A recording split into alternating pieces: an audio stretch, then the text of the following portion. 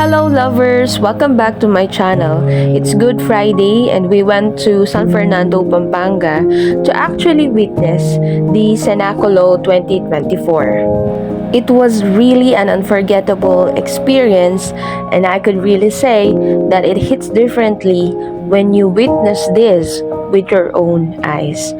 So come and join me and let's go to San Fernando, Pampanga.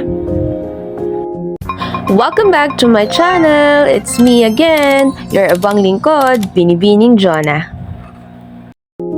1 hour and 10 minutes nga lang away from Metro Manila ang San Fernando, Pampanga.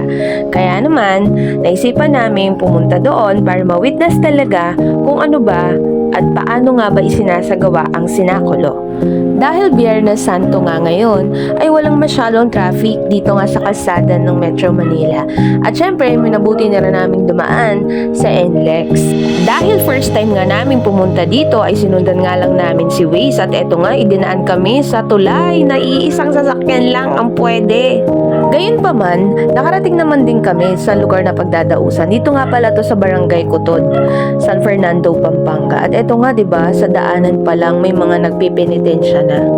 Sobrang nakakakilabot pala pag nakita to in person, pero grabe yung sakripisyo ng mga tao, no? Actually, yung dito na part, sobrang naawa ko sa mga tao nagpipenitensya na to kasi alam natin nahihirapan na sila tapos hahampasin pa sila dito para mas lalo silang mahirapan. So, sobrang nakakaantig talaga ng puso. According nga sa mga napagtanungan ko dito, marami daw talaga ang namamanata dito every year, no, ng ganyan. Actually, this is my first time na makita talaga to in person and kakaiba pala talaga siya. Kakaiba yung pakiramdam pag nakita mo siya in person. Sobrang grabe. Hindi ko mapaliwanag. After nga nila dito, no, ay dediretso sila dito sa burol na to kung saan may mga ipapako ng mga tao. Unfortunately, hindi nga natin nakita yung actual na pagpako sa mga tao dito kasi nga umulan ng napakalakas na parang bumabagyo. At dahil nga doon nagkaroon ng traffic at naipit kami sa traffic ng mga almost 2 hours kaya hindi na talaga din namin ito naabutan yung actual na pagpako.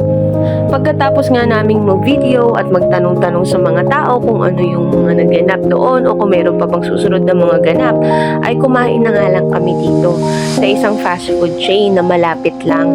And so, gutom na gutom nga ang lola mo, no? Dahil sa mga pangyayari. Pero anyway, thankful pa rin talaga ako kay Lord, no?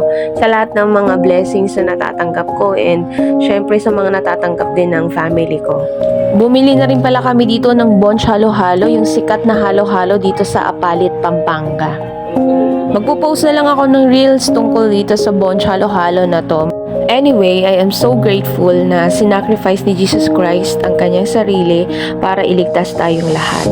Thank you po, Lord. See you on my next video. Peace and let us all spread the love. Bye!